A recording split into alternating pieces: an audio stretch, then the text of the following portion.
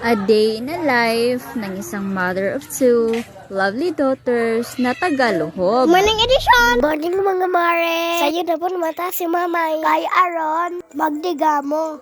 Mag-stretching sa ta. Sa'yo pa kaayo. Manadungag si mamay. Nagandam siya. Baw ni ate. Mamahan na po si ate. O ate. Dakaon. Ning imong bawon hantay dili hotdog. Kay Aaron manambok ka. Ha ha ha ha. Oh, with ketchup na. Og daddy na.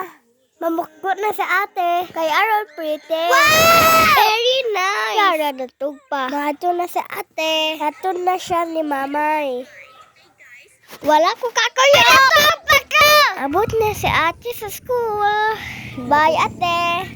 Amping. Ako na ba mag-amdam? Bago school ako. Bye mamay.